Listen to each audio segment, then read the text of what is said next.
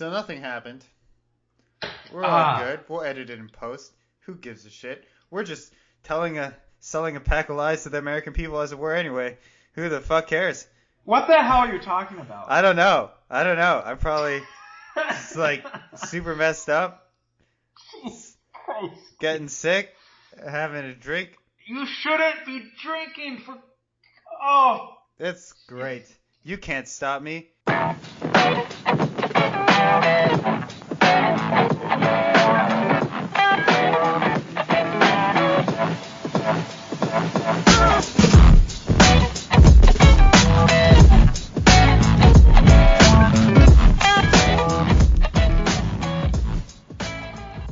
Welcome to Unqualified Opinion, the gift that just keeps giving.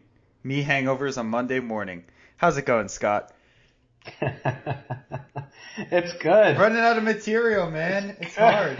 That wasn't too bad. Yeah, so the real reason we've been gone for a month is because I can't think of materials for the opener. That's definitely the reason. No, we've been gone for a month because Steve flakes out at the last second. I've done it now maybe 2 or 3 weeks in a row. Well, no, I mean, to your defense, we were in D.C. What order did this occur in? You were in Minneapolis.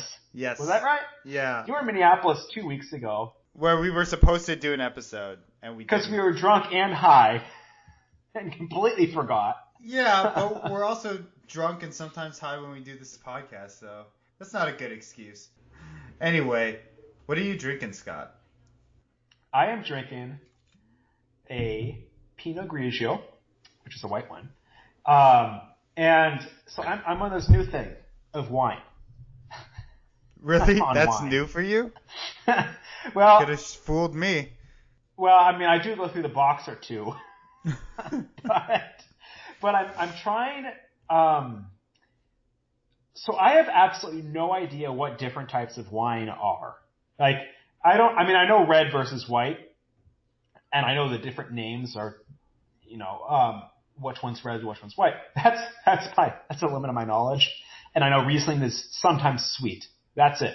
So I'm trying to understand, bottle by bottle, this is the greatest experiment, which wines I like best. And so I'm buying decent bottles, like, $12 bottles, which if you go to a good liquor store, you can get a good bottle in Minneapolis for $12. And trying the different varieties. So 2 weeks ago I had a Sauvignon Blanc. I really liked that. It was like very easy drinking. Like it was gone before it was just disappeared. It was delicious. And then I had a Chardonnay, which was, as I'm learning, Chardonnay is very heavy, rich, deep flavor. It's not as easy to drink. It's also very high alcohol content. So that got me slower to drink, also got me more drunk. So that was okay, but not like an easy drinking wine. Mm-hmm. Today I have this Pinot Grigio, and these are all whites. It's Pinot Grigio, and it is zesty, light, complex, not as heavy as the Chardonnay. It's easier to drink, but it's a little too floral. I don't know what. I prefer the Sauvignon Blanc, and I've discovered that about myself. Are you going to keep going? Well, there's a couple more. I know what Rieslings taste like, and I like dry Riesling. That's when they're white. But I'll go through the reds next. There's more reds, I think. Mm-hmm. The big thing I'm taking out of this is you found a great way to excuse excessive drinking. Yeah. Yeah. I like it. It's great. Well, no, the problem is you get a bottle. It's like, well, it doesn't last more than 2 nights. Yeah, exactly. So you got like 3 to 4 bottles a week. You're good. You'll get through all of the types in no time. I'm a real sommelier now. What I learned actually in this process is there's only like 500, I don't know what you call the top level of a sommelier, but it's like the head sommelier, the best sommelier you can get. I don't know there's what only that like word means. Sommelier? People who do wine, like know all about wine. Oh, okay. There's only like 500 of them in this country, or like a very small number of the top sommeliers, and they go by ranking. there's like different levels of a sommelier you can be. And like the master sommeliers, I think it was under 500 in the whole country. And it's extremely high demand to have one of those people in your restaurant because they have a nose like a dog, apparently.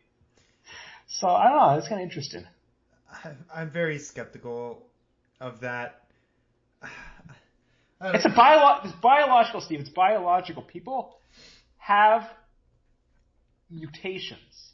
They're mutants. But you get this wine in front of them. What can they tell about it? Like they can actually name what like type of wine and which vineyard and what year and all of that stuff. Yeah, they can do all that stuff. No way. It's crazy. Yeah, I'm not kidding you. They can. I mean, they probably couldn't tell it with this wine because it's $12, but they could probably tell it with like $100 or $200 bottle of wine. Like, because I don't think they drink this kind of stuff. Yeah. Okay. I don't know. That's kind of interesting. Anyway, that's a long story. What are you drinking? Not a career I would go into, but to each their own, I guess. I am just drinking a beer. I wanted to pick something that seemed unusual, and the first few sips were okay, but it's rapidly starting to dawn on me that I have 6 of these that I have to get through at some point. Not necessarily all of it tonight, but I don't think it's that easily drinkable. It's a cherry blossom lager. Don't judge me, Scott.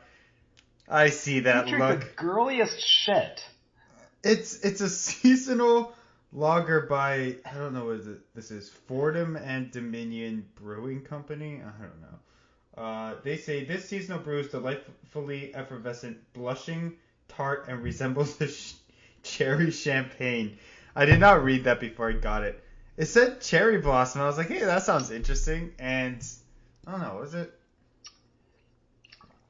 Just a little too sweet. I can't even place it as a specific flavor.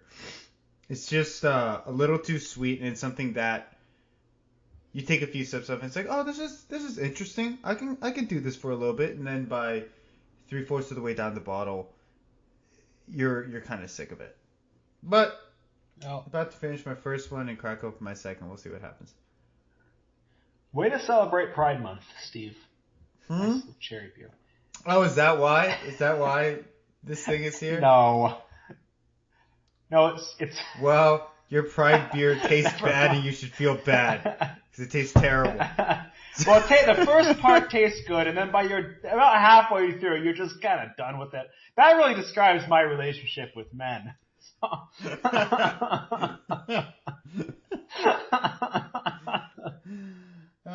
boy. All right, what are we talking about today, Scott? You're really your Wi-Fi is not good. Yeah, I think it's my router. I mean, I pay so much money for Wi-Fi, so the Wi-Fi itself should be fine. It's just that I need to buy a better router. You need a router. I do. I discovered that with my old router. I bought a new router. The router improved the internet speed. Where did you buy the router? Dramatically. I looked on. Okay, so we're deviating for a second here, but if you know why, do you know Wirecutter? I don't think so. So it's a New York. It's like Consumer Reports, but it's run by the New York Times, and it is independent, non-biased reviews of consumer goods, and really good reviews. And that's where I found this one. They rated it like as the best basic router. It's like, I think I got the router and the modem. It was like $60 a piece. You can get them off Amazon. But that's where I found this one. And it works really well. Nice. Yeah, I should do that. Instead of using the standard one that Comcast or whoever gave me. Yeah. It's just kind of garbage. And there's really good routers. I mean, they also have ones that are, they rank ones that are top of the line. That are like $250. Yeah, they have those. You might want to get one of those. Ones. Like if you look at, and I know that there are different levels, but if you look at, say, Google's option, right? They have that like MeshNet service where you can put a bunch of them all over your house, and then you can get more consistent Wi-Fi depending on where you put the nodes. But I think that that one costs, I don't know, somewhere like $600, so it's probably not worth it. Yeah. You seem really tired. I'm really tired. So what happened was on Thursday, one of my coworkers had recently turned 30, so on Thursday we all went out for drinks, and I drank way too much, which is not a surprising story because it seems to happen quite frequently these days. And I think it must have lowered my immune system because I've started feeling sick since then. And then this whole weekend I've basically been out of commission. So I Steve, am you're rallying. sick. You shouldn't stay up. I'm rallying to make this happen for the audience. Steve, okay, it's your choice, but if you're sick, you shouldn't be staying up. I shouldn't be drinking so much either. No. But the things you got to do to keep the dream alive. Am I right? You sound a little out of it. I am very out of it. This is going to be a disaster of an episode. Absolutely. Oh my god. So let's get started. Oh my God. What are we talking about, Scott? Oh, Steve. Oh, Jesus Christ. So we're talking about... Hang on a second. I need more wine. Stop the presses. Everybody wait up. Hold your fucking lives. Scott needs to get some goddamn wine up in here. I'm just going to bring the whole bottle over here. You should. I should have chilling brought in the the whole refrigerator, six-pack and of cherry blossoms. And I'm... gross. You better get really drunk if you're going to get through this one, Steve. So, you also need to find a donor for another liver. I probably do. I do take shit You tons of need milk. to line one up now. You know what I'm interested in? I do think this should be a topic for the future at some point. Is stem cell research and the future of biotech. And so, for instance, when you say that, all I think is, 20 years from now when I need it, they can clone me a new liver. Steve, let's do that because I do not think you are in the headspace right now to talk about something that you know nothing about. Hey, I take grave offense to that. I know nothing about every topic that we talk about. But see, you want to talk about stem cell research or whatever it is. Let's talk about that because I really think you're dragging and you need to find some topic that energizes you. And I think that does because it has this stupid overtone with living forever, which is... No, because what we're going to do is we're going to have the whole debate about living forever again. Well, that was a bad podcast. Let's do it again in a more sensical story, in a better way, and do not have that story about that damn dragon. All right. I just want to tell a short story before we You gotta stop the podcast if you start down that path. It takes 10 minutes. And you tell it so slowly. It has so many confounding details that have no bearing on the actual point of it. Don't worry. I'll make it into a demon instead. It'll switch it up. It'll be great. Don't talk. No one will be able to tell. So dumb. You can't talk. All right. Oh my God. You started off, Steve. You need to pick something that you're really interested in. This is such a disaster at the start of an episode. You need to pick something you're really interested in. We'll do China next week. Okay? This is such a disaster. I do want to talk about China, but let's talk about your thing first. All right. Yeah. So. Blank.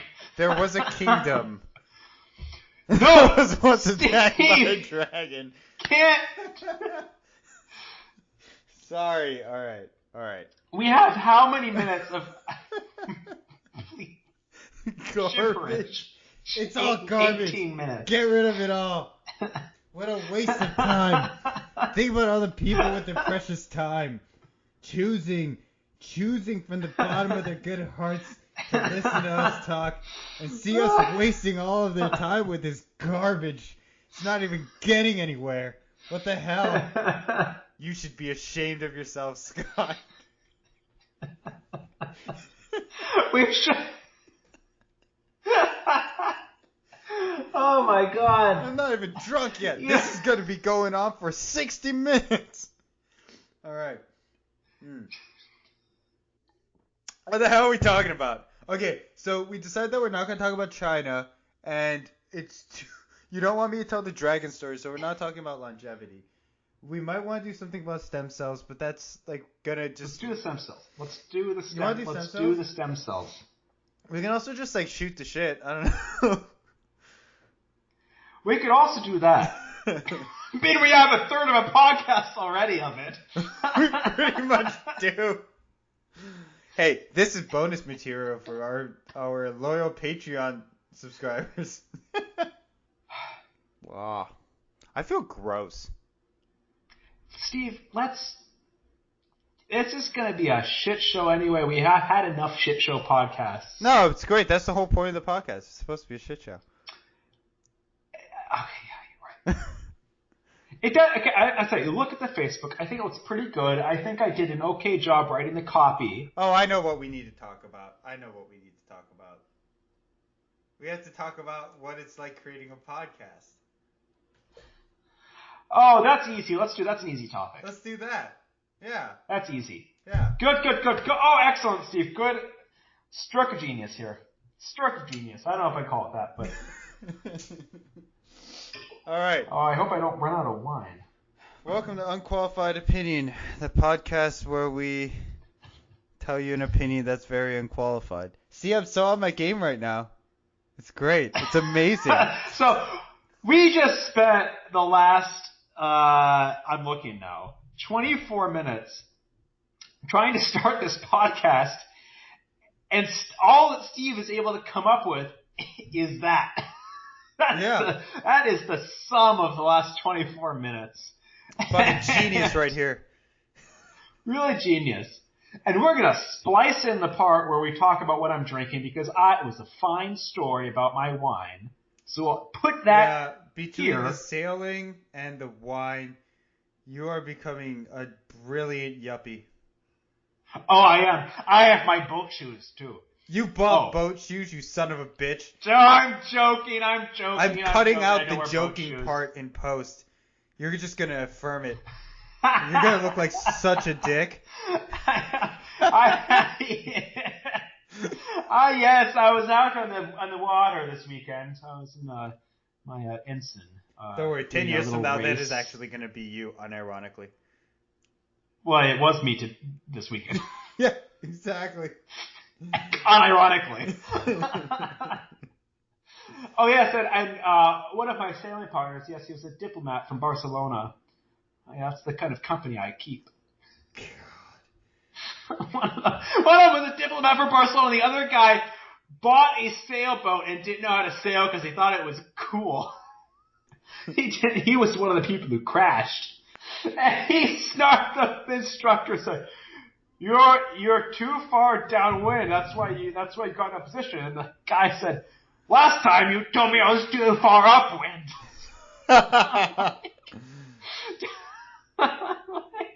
There's this little snarky dude who bought a sailboat because he didn't know anything about it, and he owns a house on the lake. Of course he does. And the other guy was like a diplomat from Barcelona. He's here on an internship. I don't know. Some other weird story. But why Minnesota? It's weird. Who knows? Anyway. Whew. Where are we at now? We're back where we started. Let's do the whole meta thing where we talk about making a podcast. This is waiting for Godot. What? This is like waiting for Godot. Never mind. I can't quote literary references around you. No, I'm not going to understand it. What was that a reference to? I don't understand anything. It's a book about two people like us. I don't know if you're just like making fun of me with that because I don't know what you're referencing. It is a book about. It's a book where nothing happens.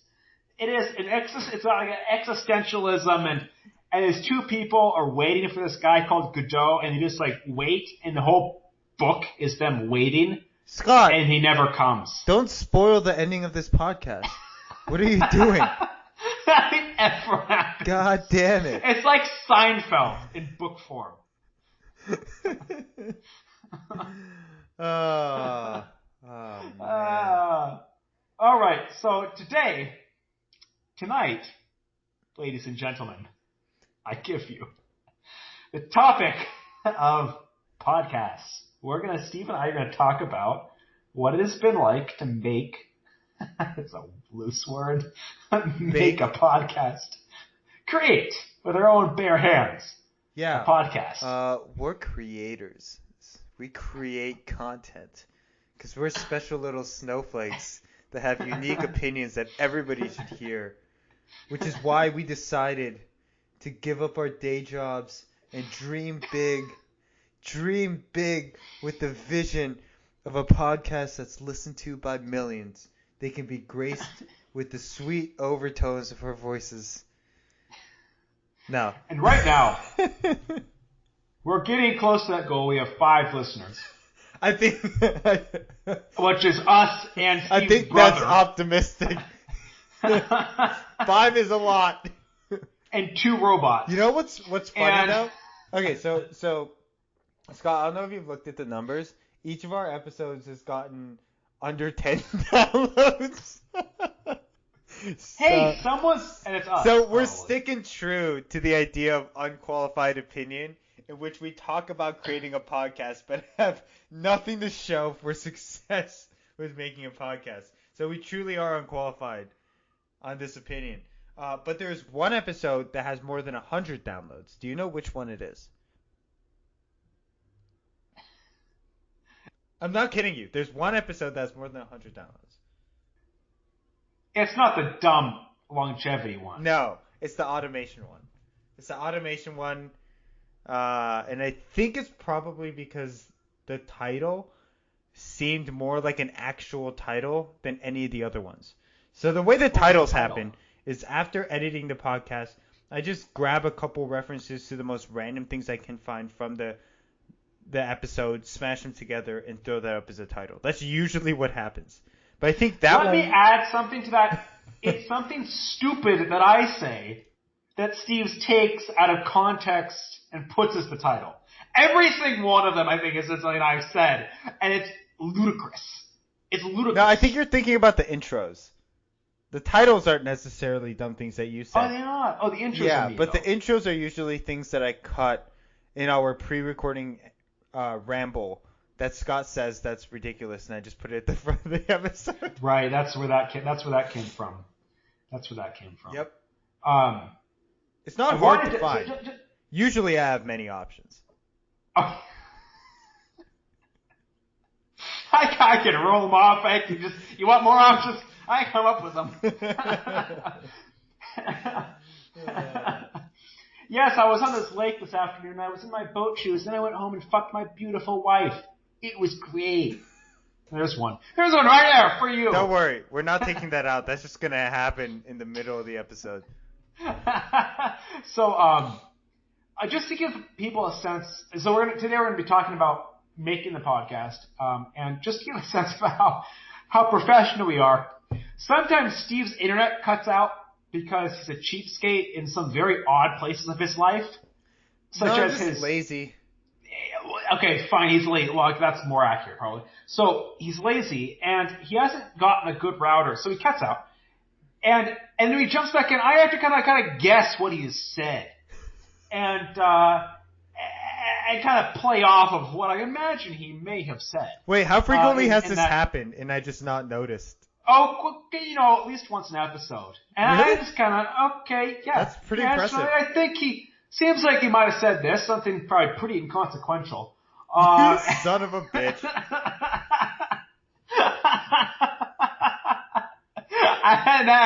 Okay, I'll just play off with it. And it always fits. He never guesses. I never know. I never know. Because I'm so non sequitur myself. It doesn't really matter. So, Steve, what is the editing? So, I don't edit the podcast because I don't have the software because I have a Chromebook and I can't do this kind of stuff. So, what is the editing process like? You just like walk through. Yeah. I can talk do. about the editing process. So I edit the podcast on software that's called Twisted Wave Lite. It's free if you're on Linux. It's like $20 on a Mac.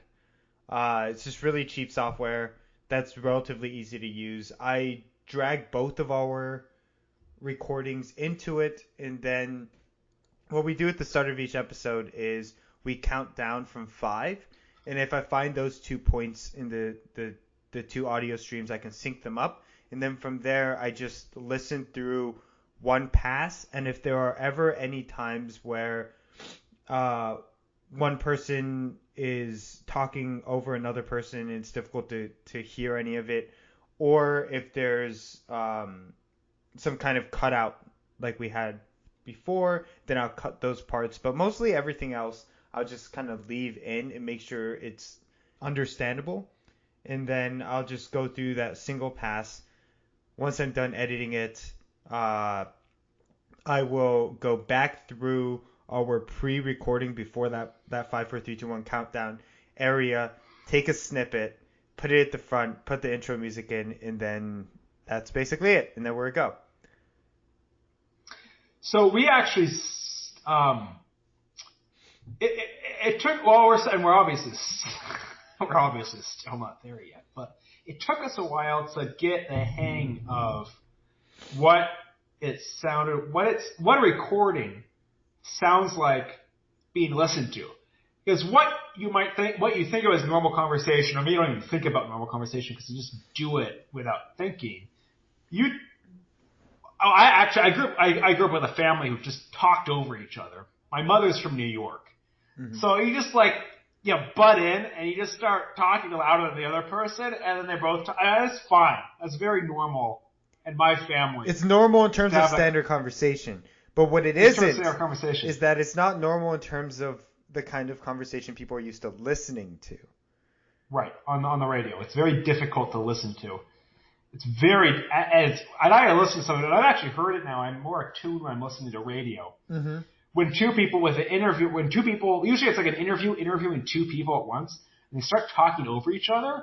Like, I can't understand what either of you are saying, and I'm getting mad.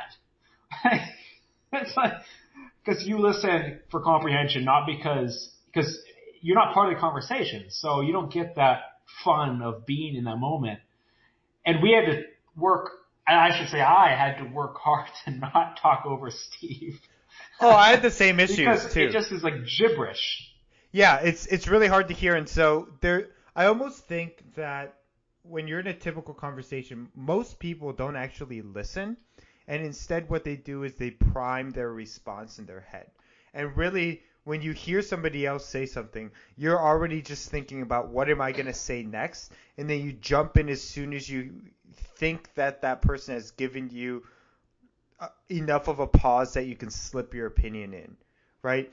And getting out of that mindset, understanding that you're in that mindset, and then being able to move out of it is incredibly difficult. And I'm not good at it. I still do it all the time. But I think that was a big shift for both of us is realizing while we are talking over each other quite a bit, we need to be able to step back and let the other person finish their thought and actually think about and process what that person is saying.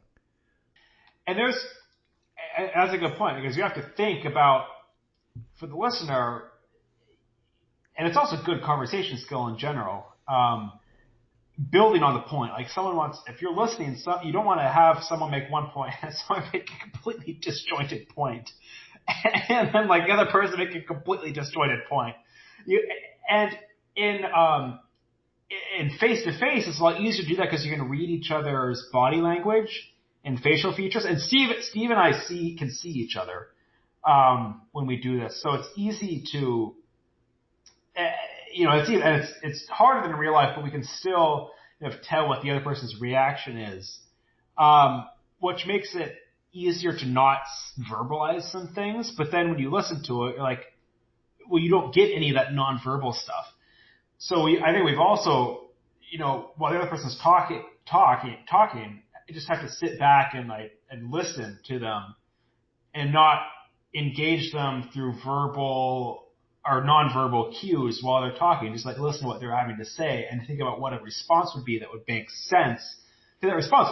And the other way is you also have to think, okay, so maybe we try to fit this in an hour. It more or less works out that way. We also want to make sure that I talk about this we're conscious about it, but I think we've kind of developed this naturally as we've gone along, that we can wrap up a point, and that's okay to say we're going to stop talking about that now and start talking about another thing. We don't say it like that, but we wrap up a point and then say, now we're going to talk about this. Mm-hmm. And in face-to-face conversation, that's kind of awkward. To say, okay, we're not going to talk about that anymore. Now we're going to talk about this topic. But in radio, podcasts, it works better than you would think. Yeah. And being short and making concise points and moving on works a lot better than you'd think, and a lot better than it would if you were doing that in a face-to-face conversation with someone in a casual setting. Yeah, and I think that in addition to that, there are a lot of other aspects about this which was surprising to me, in which you really feel, and again, I know we don't actually have an audience yet, but you really feel the presence of that quote-unquote audience affect the way that you have conversations and the way that you speak in the podcast. So Scott and I have a friendship that goes quite a ways back, and we're very comfortable talking to each other. It's very easy. It comes very naturally, and we enjoy debating a lot of these topics outside of this podcast. But when we put the microphones up and we hit the record button, it becomes very difficult to maintain that same dynamic. And it's weird because there's really nothing there that changes except for this knowledge that we are recording this for it to be consumed by a third party instead of it just being a conversation between the two of us. And that seems subtle. It seems easy to say, why don't you just talk as if you would normally talk? And that's what we try to do. But understanding that there is this additional layer makes it difficult. And when we first started doing this podcast, we found ourselves trying to really present what we were doing in a more formalized way to an audience. So we would be trying to speak more directly to the audience, trying to make sure that our speech was really tightened up and focused and that we had tons of evidence. And when we first started out, we actually did maybe 3 or 4 attempts at an episode that just were absolute disasters. And I think that this is the big reason why we were overthinking this idea of having an audience. And really the reality is no one's listened to this podcast since, so there's really no audience. But on a more serious note, trying to find a way to present these ideas in a really formalized nature, what we eventually realized was that that was really unnatural for us. And the thing that we enjoy about talking to each other and having these conversations about these random topics we know nothing about is that we can do it in an informal, casual setting. And so I think this wasn't really... we did have explicit conversations about it, but we didn't explicitly frame it this way. I kind of see it as a difference between one of those high production episodes of a podcast like Freakonomics, in which they're really presenting information to you, versus what we do being more of just like two dudes sitting down and the audience is just this third member who's in the room who's kind of silently in the conversation. So in a much less formal way. And honestly, I like both kinds of podcasts, but I really like those kinds of podcasts where it feels like you're just sitting in on a conversation with 2 other people. Again, it's not exactly the same because a lot of the things that Scott said before and a lot of the dynamics around how you actually listen to people and then you wait for them to finish speaking. But it's more on that end, and we do that deliberately because we're very professional like that. Yeah. I think it ties back to, I've never read this book, But Daniel Kahneman's Thinking Fast, Thinking Slow. Thinking Fast and Slow, I think it's called. Thinking Fast and Slow. Famous economics book. I'm not going to go into it, but essentially, the premise is there's two ways humans approach challenges, everyday life. There's the kind of quick, innate response that most of us do every day. It's like we go to the bathroom, we go to bed, we cook, we talk to our friend. We just do. We don't think very hard about a lot of it. It's just kind of second nature, most of what we do. That's the thinking fast, just like very kind of gut reaction, quick reaction. That's how you usually converse with your friend, unless you're having like a really deep personal and conversation that's very difficult. Usually you don't have to think about it, right? No one says I have to think really hard to talk with my friend. And that's the whole purpose of a friend is you don't have to do that. And I think when Steve and I moved to the podcast, one of the funniest things that happens is we're talking about the topic before we start officially the podcast. And it's very easy to talk about it because we're like, oh, we're not going to record this part. Let's just, whatever. Let's talk about whatever. And it's usually quite good. And we're like, okay, now we're going to start recording this. And then there's silence. We're like, I don't know what to say. And I think because we've moved from that thinking fast to thinking slow, because even though we want to present it in a informal, casual way, we still have to recognize that, we have to have some context we have to set. There has to be some things we talk about, some things we shouldn't talk about. And just that knowledge is enough in our brain to slow it down to start processing more, which I think makes it a little more difficult to do the podcast versus just a normal conversation. Yeah. And I think we've gotten over that, though. I think we have. There are always little hang-ups, right? There's always if we're having a conversation and I want to reference something from the past that we both know about, I'd like to just be able to say, hey, Scott, remember when this, and then I make my point based on that. But in a podcast, for instance, you have to actually explain that background, which seems like a really trivial thing, but it's easy to forget that unless you have it in the back of your mind that you have to explain everything from scratch when you're having those conversations. And then another one is trying to keep people as anonymous as possible. And we haven't done a good job of this, but here's my philosophy around this. And then, Scott, you can tell me if yours is any different. If somebody really wants to figure out who I am, it's not going to be hard for them to do that. But I'm not going to actively promote who I am as a person, so I'm not going to say my last name. I'm not going to say where I work, and I'm not going to say the names of the people in my family or my friends. And the reason is really more of just a courtesy to them. We started doing this podcast and we opted into this, but the people in our lives did not. And so trying to be respectful of that and not say anything blatantly, but still understanding that the point of this podcast is to be able to speak truthfully and openly. And so if somebody really, really tried hard, they'd be able to figure out who I am. But I'm guessing nobody really gives enough of a shit to do that. So it's probably fine. The ironic thing is that I actually have quite a bit more at stake than Steve does, because I have a lot more public persona than you do, Steve, just because of the nature of my work and being in government. I have to interact with hundreds and hundreds of people on an annual basis, and I have for someone in my position, I'm not a political office or anything like that, but someone in my position, my age, I have a fairly large presence online, and people know about me. And so I'm always thinking, okay, and I've not done a good job of this at all. And then afterwards, I'm like, yeah, I shouldn't have said that.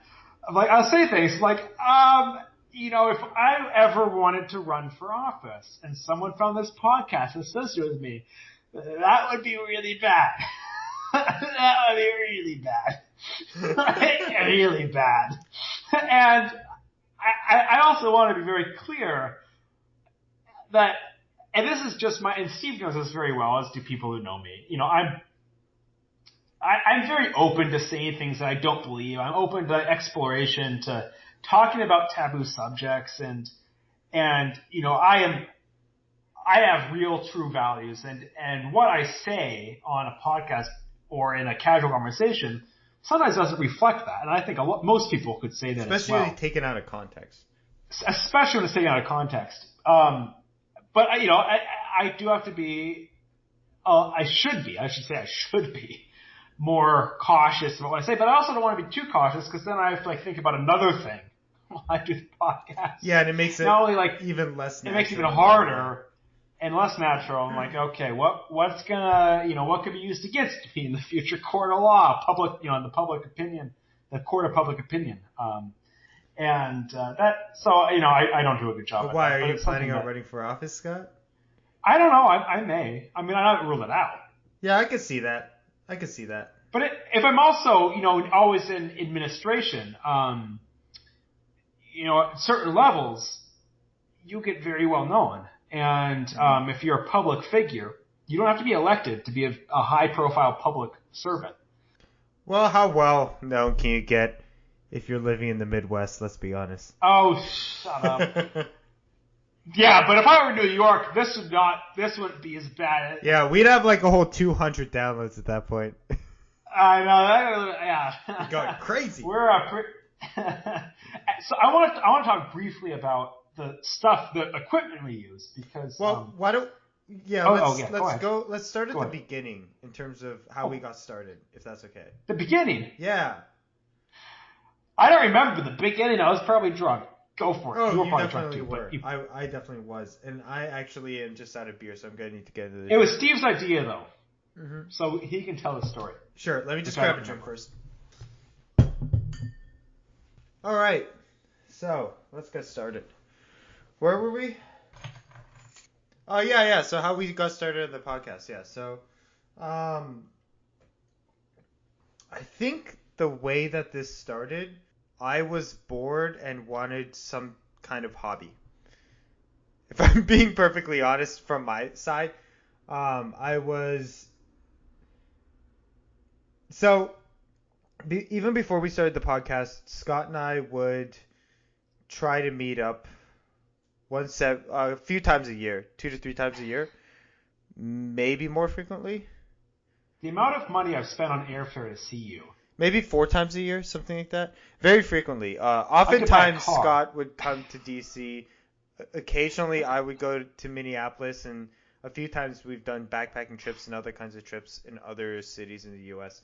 But one of the things I've been really conscious of is the fact that I don't do a good job of keeping in touch with friends, and I really wanted to make sure that wasn't going to happen with our friendship. And I was also finding that I would waste a bunch of time in my weekends anyway. And so I figured, you know what, I have this chunk of time that I'm not using productively. I don't know about Scott's schedule, but I'm selfish, so I'm not going to ask him. And then I want to keep this relationship with Scott. So I kind of reached out and said, Scott, do you want to do a podcast in which we do the least amount of work possible, but it's a good way for us to be able to talk and hang out and have a good time. And we've always had enjoyable, at least for us, debates about random topics that we don't know anything about.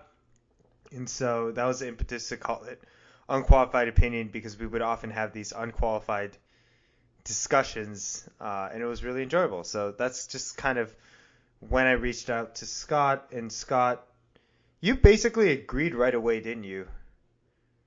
I usually agree to everything right away.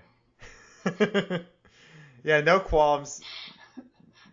It was. I was dubious that Steve would be able to keep up a weekly schedule, and I say, and I haven't. Both of us are at fault for missing certain weekends, and that's to be expected. But it's been pretty regular. We're on we call this, I think, episode 14, but we've probably done closer to 18 episodes. That's 18 weeks. That's I can't do math. That's about 4 months. Yeah, a little over we've 4 had a few months. screw ups. The first few, as we said before, were complete duds, and we didn't end up going forward with them. We had an episode in the middle where Scott's recording kind of went out of whack, and he Oh, that was lost such half a the good recording. that was about universal basic income. It's such a good one. It was such a good one, and then we It's ended really up not having enough content to push that one out, unfortunately. So we've had a few mishaps, but all in all, we've been trying to keep it more consistent. This last month, I've fallen off the wagon, but we're getting back on it, and so Yeah, so we went off for about half a year, which is, or maybe a bit more, which is I think pretty impressive. Actually more than half a year, almost 3/4 of a year. And one of the reasons it's been so successful, has it? well, in terms of the schedule, in terms of keeping a fairly regular schedule, is that we don't prepare. I think if we felt that we had to prepare, it wouldn't happen. Because like that's a lot of work I have to do to think about that topic. No, we don't decide the topics. Yeah, that's why the book club episodes are the ones that have the biggest delays, because we just don't get around to it. I haven't read the book. I think they're generally fairly good, but we haven't. And it's hard to read the book in time. These ones, the whole point was it's more of a let's talk to each other. Because on the front and back end we have personal conversation, and then let's talk about this one topic we're both interested in. And I scolded Steve once for preparing. I said, Steve, you can't prepare because you wrote down notes. I remember that. Like you don't write anything down. Yeah. I was dubious, but it's gone well, and it's been nice to keep in touch. The fact that and I'm flying out to DC in 2 weeks for the 4th, and we'll see if we can do a live one there. We keep which I promising think is that, and we never deliver. We've done one live one. New Orleans. New Orleans was great. That was fun. That was one of them. Yeah. Yeah. Should I bring my? Okay. Never mind. We'll talk about that. No, I'll have recording equipment. You won't have to bring anything. No. Okay. Yeah. Good. Yeah, because I have all my stuff here, so we can just do that. Recording. You want to talk about recording equipment? Yeah. Let's talk about equipment. So you talk about equipment. Okay, I will start by talking about equipment. Man, I should have prepared better because I don't remember the name of all the things. It's written on the microphone. Oh yeah. Okay, so in terms of the microphone, so when I started, I went all out. I bought the Audio Technica headphones, the cheaper ones. They're about like $180 or so. And that's just so that I could listen to this, and also it's for editing as well. And then for the microphone, I bought a Yeti, I believe it's called. Yeah, it's the blue company, and it's a Yeti. Yeah. Right? Do you remember how much this was? Probably. Under 200, over 100. Yeah, I think. between the $100 and $200 range. And then when we were first starting out, so that's the most of the equipment, right? So I do all my editing on a Mac with the Twisted Light audio, and then I have the Yeti microphone and the Audio Technica headphones. Both of them under $200 but over $100. And when I got the Yeti microphone, Amazon had delayed the delivery, so it was off by 2 days. It was right before we were starting our first episode. So I called them and said, it looks like you guys missed your order because it was supposed to come 2 days ago, and you guys said that was delivered. And so they sent me a new one. And then a day after that, the old one comes in. And so now I have 2 of these expensive Yeti microphones, and there's no way in hell I'm going to return one. So when we met in person in New Orleans, I gave Scott my other one. And so now we both have the same microphone. Because I bought a cheap one online, of course, as a good public servant. I bought the knockoff brand from Amazon, which actually wasn't bad, but this one's better.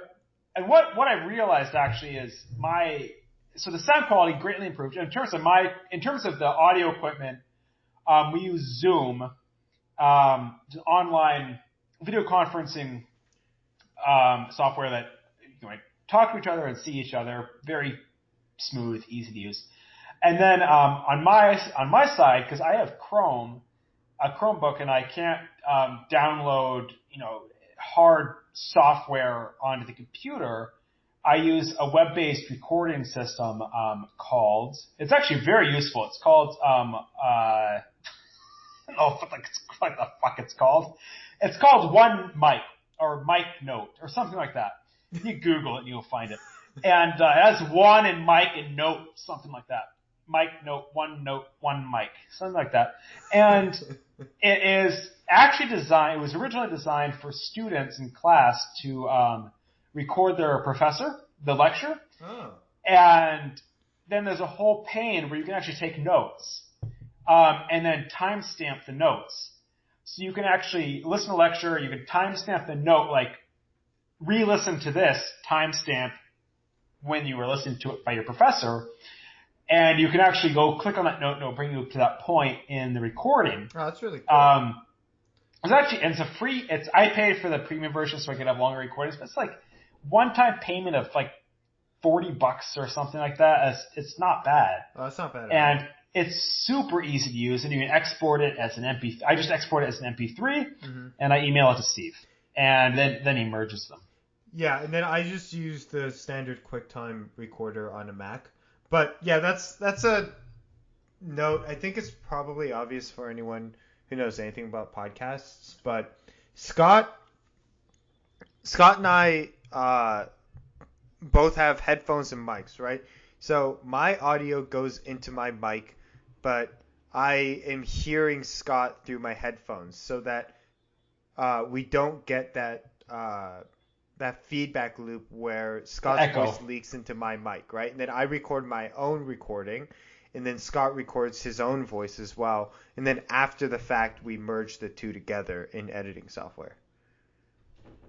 It's why in radio studios, when you have two people in the same studio, they both are wearing headphones.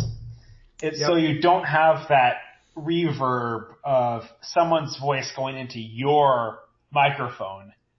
Yeah. Instead of their microphone. Exactly. So it works pretty well. So we have it's somewhat complex to set up because we have the recording software. Steve has a different one.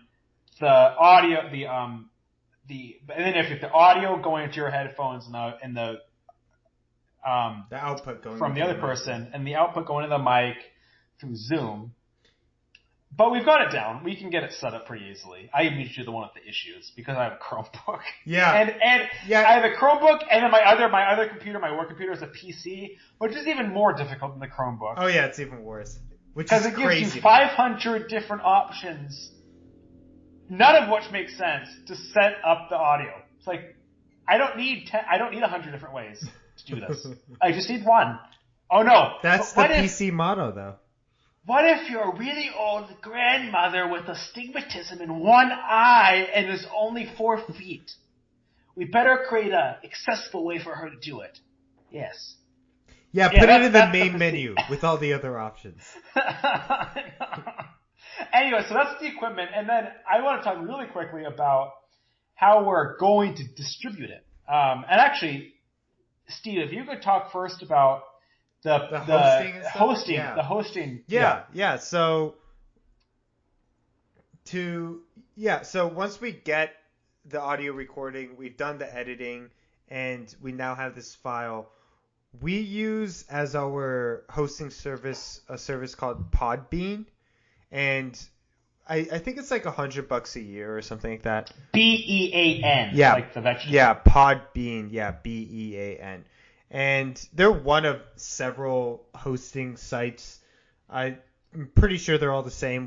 We only use the one because the price is reasonable, and also because they have some interesting plugins that auto connect to other external services. But yeah, basically what I will do is grab the audio file, just upload it up there. It shows up immediately in their feed. A website comes with the service, so it'll just pop up there. And then what we've done is we've hooked it up to YouTube so that whenever we post an episode, it'll automatically upload an additional episode to YouTube. And then the way podcasting apps work is that they kind of just scour RSS feeds to try to find various podcasts, and we haven't really done anything on that front, and there's actually a lot we could do, and we're thinking about doing in the future, where you can actually take so larger podcasts will show up on basically any podcatcher, right? Because they know which RSS feeds to go to and grab that information from. But for smaller podcasts, it's a lot more work to like scrape that information, like figure out where the RSS feed is, and then get that into your app. And so There are they a lot have of a lingo, mechanism. Steve. Yeah, there's a mechanism that a lot of these podcatchers have where they allow you to submit your RSS feed to them. We haven't looked into doing that, but if we were to do that, I think we could increase reach a little bit. So what Steve is saying is there's other ways that probably cost a little bit more money or time to increase our reach. To get it that out we're there not to more utilizing. apps, right? To more Like apps. more podcasting apps. Because there's so many podcasting apps.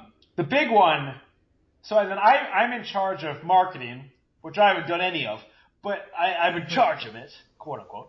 And I've done some preliminary research, and of course the one you want to get on, bar none, is the Apple Podcast Store app.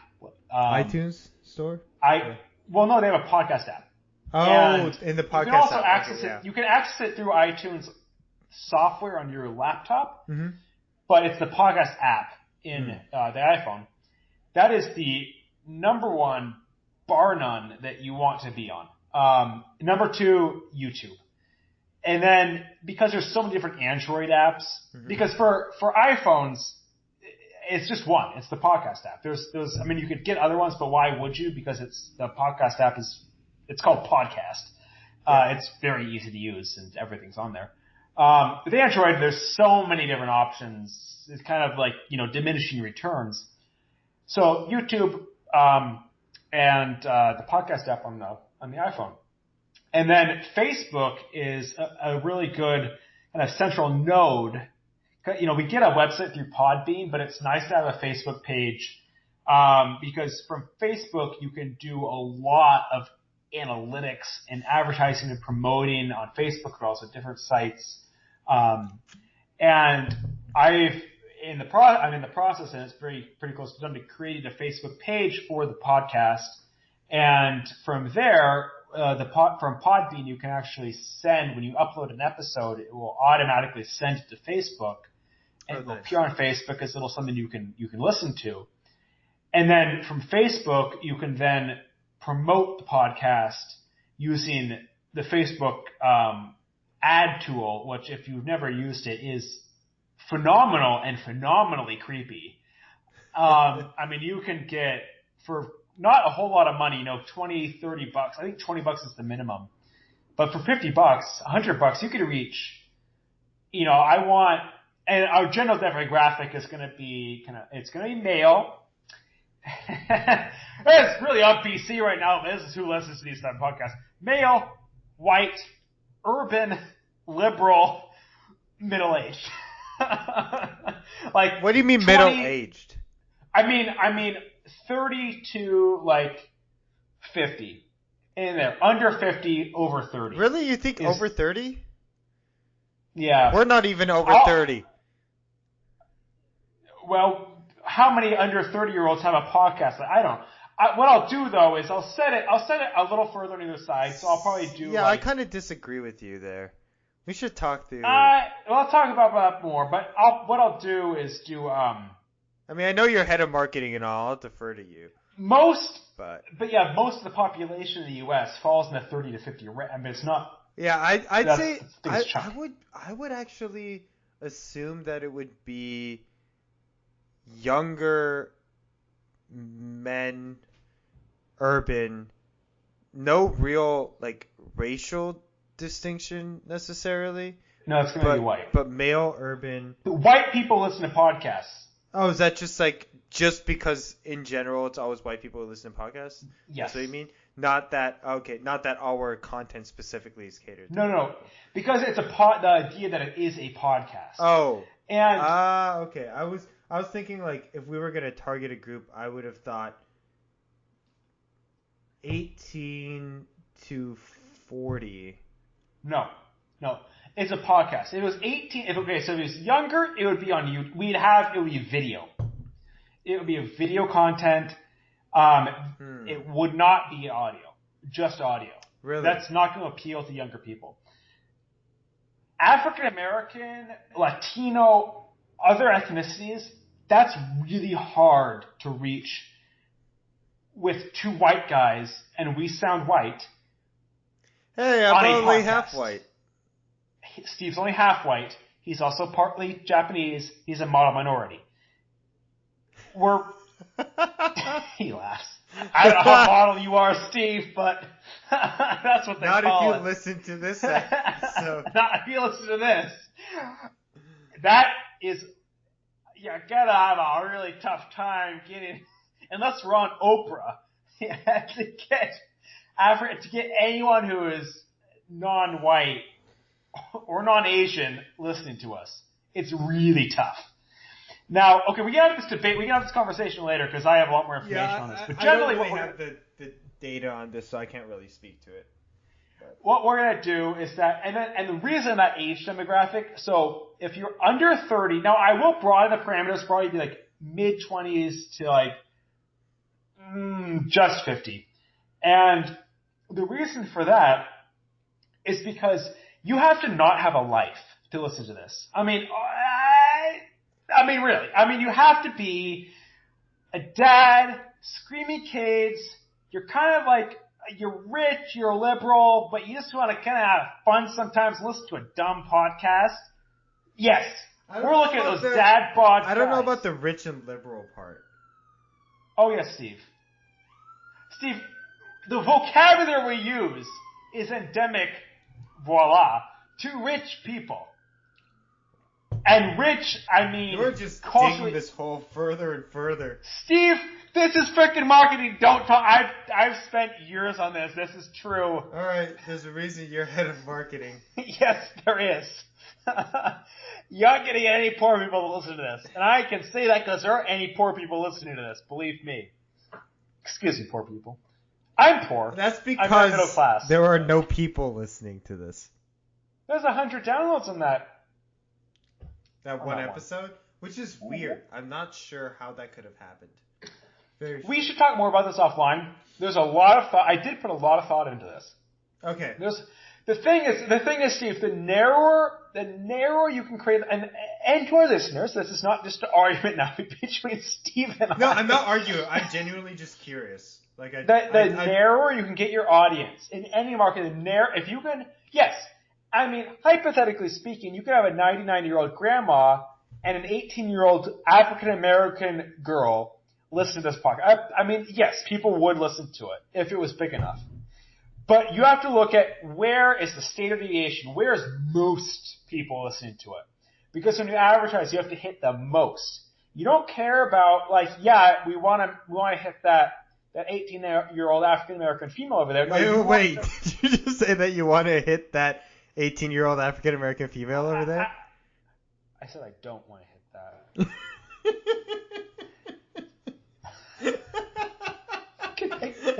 Take that out of the podcast. I'm not taking that out. Take that out of the podcast. I'm not taking it out. Alright, keep going.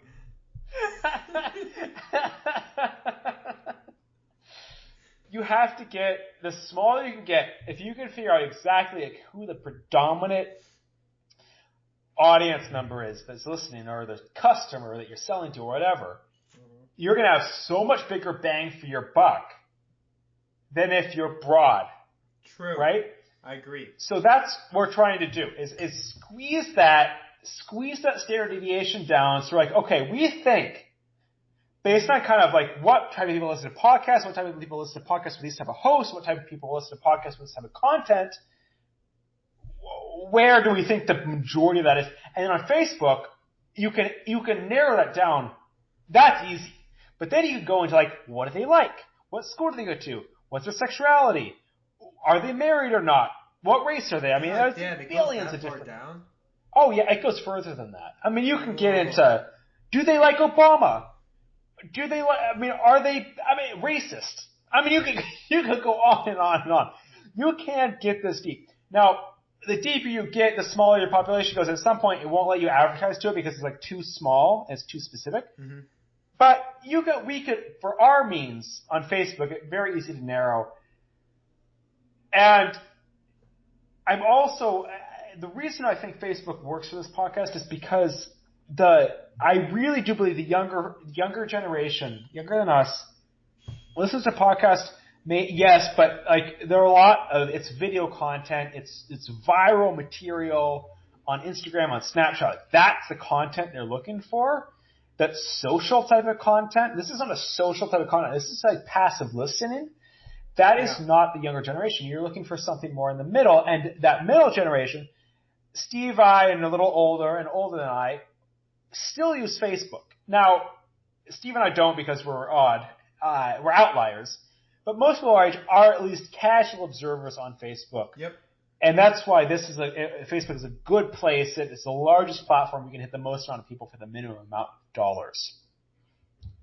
I see that you've thought through this a lot, and I'm very impressed that you've done that. I'm excited to see where our marketing initiative, I'm saying it in such grandiose terms, but it's really just Scott spending $20 marketing initiative. Where our quote-unquote marketing initiative goes. No, I'm really excited. You've clearly thought through this a lot. And it'll be exciting to see if your research kind of pans out and we end up actually seeing an uptick. It'll be interesting to see, like, does anybody have any interest in hearing two random people talk? Because I know that there's an interest in that whole category of two dudes talking. But the difference is that usually those two people are people who are already well known, that are well known for some other thing that they've done, and are able to build on that to develop a base and therefore develop a platform to be able to express ideas, right? Whether that's, I don't know, Sam Harris or Joe Rogan or what's his name from Freakonomics, whoever it is, like, but. Or Hello Internet, which is these two YouTubers who had these YouTube channels that were very big before they started the podcast. So it'll be interesting to see if two random 28-year-old guys who are just really run-of-the-mill people could start a random podcast and see if it would be worth anyone's time to listen to. Even if we had definitive proof of like one person listening to this podcast and reaching out and saying, hey, I enjoyed it, that would be huge. But in saying that, I want to make one point really, really clear. And this is something that I believe won't change no matter what in this experience. And that is that we built this podcast from the beginning as a tool to help us find a way to keep in touch with each other and hang out. And that's the one thing that I think, and Scott was talking about the fact that we've been able to keep this going despite inconsistencies and despite the fact that we do it on Sunday nights. And I think that the reason is that we do this as a way to be able to hang out with each other. Like, we do this for ourselves. We're not doing this for an audience. And I think that that's really the key here in terms of why we've done it, why it's been enjoyable for us, and why, despite the fact that it's on paper an epic failure because no one listens to the podcast, why we still do it, you know? Well, we haven't advertised it yet. Now, I come from a slightly different perspective than Steve. I am a ruthless pragmatist and an optimizer. And I think there's potential in this. Perhaps really? Not as a... No. Well, wait. So listen to what I'm going to say. Not necessarily as a revenue generator. Because that it will not be. There's no way. But it is a good practice in understanding, in learning. We've learned, I think, quite a bit. We've learned how to interact. I've actually used some of the techniques I've learned in the podcast in real life, in meetings. I lead a lot of meetings, and it's something that helps me. I also think it's a good experience in branding. I think that's where we're going in the next stage with the marketing that we're going to do. Mm-hmm. It's this really good experience in, okay, so yeah, Steve said we're kind of run-of-the-mill guys, but okay, so let's figure out what, I don't have any concern about reaching people via advertising. I mean, we can reach people. Will they listen? I mean, that's the whole question. Like, will they listen? And to get them to listen, you have to get them to click. You have to get them to be interested and then click and then listen. And then listen again. Now, we can't do a whole lot about the listening again because the listen to one either decide that they don't like it or they like it. I don't think Steve and I are going to really change a whole lot about the content. But we can do a lot with can we get them to look at it? Can we get them to think about it? Can we get them to click on it? Can we get them to hit play? That we have control over. It doesn't depend on the content. We can have control over that. You see, that's so interesting because it just shows where the division of labor goes because we think about this fundamentally differently. I mean, I agree with you. I agree with you in terms of the fact that you need marketing. You need that initiative to be able to get people to even look at it. And the fact that we don't have it, explains a lot in terms of the lack of audience. But when it comes to whether or not I personally would like to focus more of my time on doing marketing versus doing stuff to improve the content, I would always lean toward the content, which is, I guess, why I do the editing, although I don't do a very good job on it. And then I've done the kind of the hosting on the site and all of that as well. Is because I was much more interested on this side, whereas I can see or I can hear in your voice how excited you are about the marketing, and I really don't feel the same way at all about that stuff. Well, it's psychology, man. It's psychology. It's so fascinating how people think. That's why. Yeah, you just want to manipulate the hell out of people. It's great. Steve and I personalities are coming out on this, and yeah. I think it's going to be. I mean, Steve's learned a lot on the editing process, the hosting process as well. I mean, you've learned how to host a podcast. Yeah. I mean, it's actually very easy.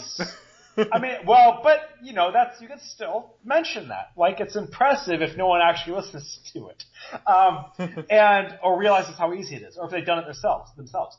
Now, on the marketing side, I think there's a lot we still have to learn there about creating who we are. And I think for us, that brand is really irreverent and casual. That's important.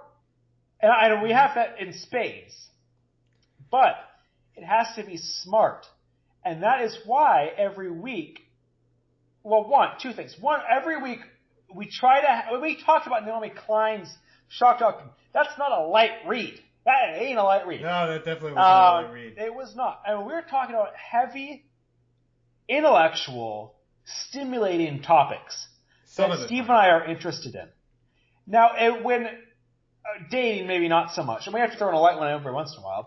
And even at the book of questions, Steve and I take it a step further, really go deep. What does there really mean to be in that? What other questions can we draw out of this?